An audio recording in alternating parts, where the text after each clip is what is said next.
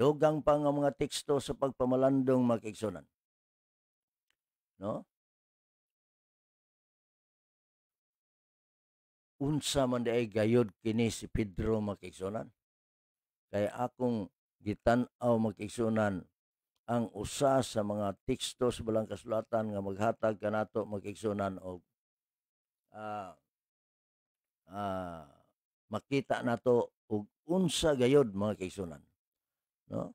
Sa mga buhat 10 versikulo 34, then Peter opened his mouth and said of a truth, I perceive that God is no respecter of persons. Ang nakanindot mo, kini di ay si Pedro mga kaigsunan.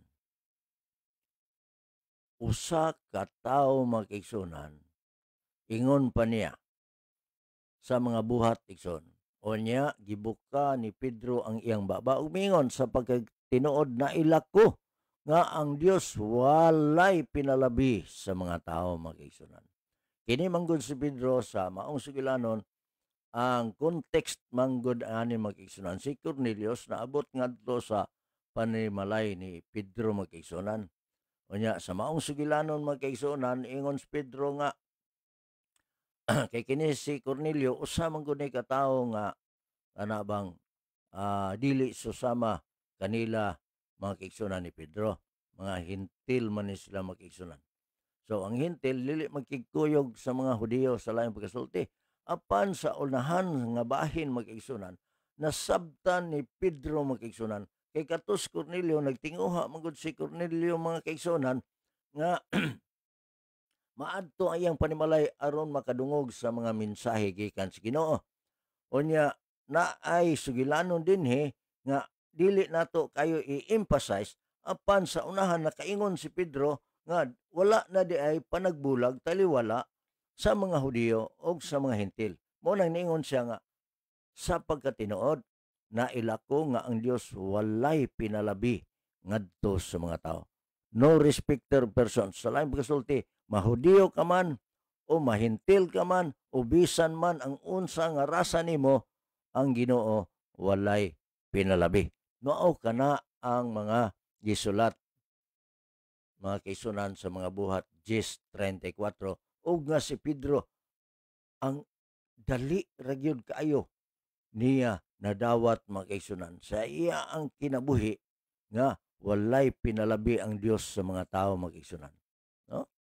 Dinhi mga kaigsunan, dunay usa-usab sa mga teksto sa balaang kasulatan mga kaigsunan nga atong tagdon nga gisulat ni Pedro mga kaigsunan.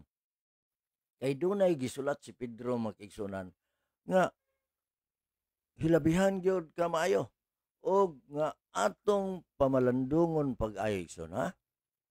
Balikon ako. Peter was a fisher of men, never a priest. Si Pedro usa ka mananagat og tao og dili gayud usa ka pari mga kaigsunan, no?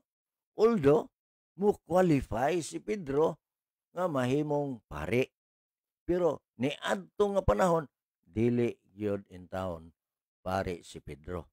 Si Pedro usa ka mananagat og tao mga kaigsunan, no? Sa qualification mga kaigsunan mo qualify, pero posible ni anang panahon na wa ta ka makahibalo kay unsay qualification sa pagkapari sa ilang nga panahon. Sige na ingon ko na dunay gitawag og School of the Prophets ni adto nga panahon mamanggani na ni adto nga panahon mag-igsunan kanang School of the Prophets, eskwelahan gyud na siya igsuon, no? Ang sa mga propeta mag-igsunan og ang usa sa mga gikuha ni ana mga kaigsunan nga mahimong saserdote murag gikan gyud diha mga kaigsunan.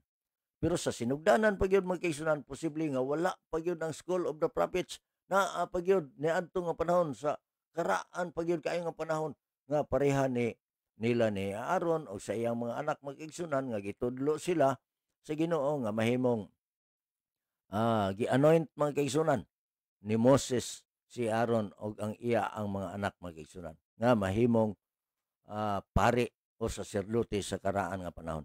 So, balikan nato mga kaigsunan, no? Kay anang bahin na murag taas-taas ang atong pagtuon mga kaigsunan. So, dinhi lang nato i-emphasize mga kaigsunan.